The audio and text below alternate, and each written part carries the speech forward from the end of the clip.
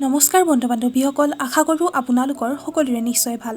আজি মই আপোনালোকলৈ লৈ আহিছোঁ ছানচাৰ্জ ৱাটাৰ অৰ্থাৎ সূৰ্যৰ পোহৰত ৰখা পানীৰ স্বাস্থ্য লাভৰ ওপৰত এটি ভিডিঅ'। তেনেহ'লে পলম নকৰি আৰম্ভ কৰোঁ। বন্ধু বান্ধৱীসকল, সূৰ্যৰ পোহৰে আমাক ভিটামিন ডি প্ৰদানৰ লগতে ইয়াৰ পোহৰত ৰখা ছানচাৰ্জ ৱাটাৰৰ বহুতো স্বাস্থ্য লাভ আছে। আয়ুৰ্বেদত ছানচাৰ্জ ৱাটাৰৰ দ্বাৰা কৰা ৰোগ চিকিৎসাৰ বিষয়ে বিশদভাৱে বৰ্ণনা কৰা হৈছে আৰু এই চিকিৎসা পদ্ধতিক সূৰ্য চিকিৎসা নামেৰে জনা যায়।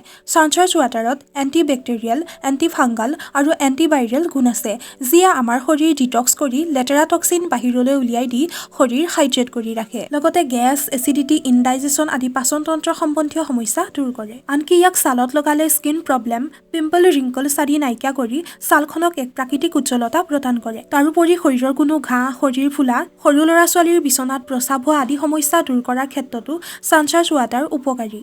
নিয়মিত ৰূপত ছানচাৰ্জ ৱাটাৰ সেৱনে শৰীৰক কাম কৰি থকাৰ বাবে উৰ্জা শক্তি প্ৰদানৰ লগতে স্কিন হাইড্ৰেশ্যনতো সহায় কৰে। ছানচাৰ্জ ৱাটাৰ তৈয়াৰ কৰাটো অতি সহজ। কাঁচৰ বটলত পানী ভৰাই ভালদৰে সাফৰ লগাই 5 পৰা 8 ঘণ্টা সময় ঠাইত ৰাখি তাত সূৰ্যৰ পোহৰ পৰিব দিব লাগে আৰু সূৰ্যাস্তৰ আগতে সেই পানী নমাই আনি কোনো কাঁচৰ পাত্ৰ বা গ্লাছত সেৱন কৰিব লাগে। ইয়াক কোনো প্লাষ্টিক বা ফ্ৰিজত ৰখাৰ বিপৰীতে মাটিৰ কলহত 24 ঘণ্টা পৰ্যন্ত সংৰক্ষণ কৰি থ'ব পাৰি।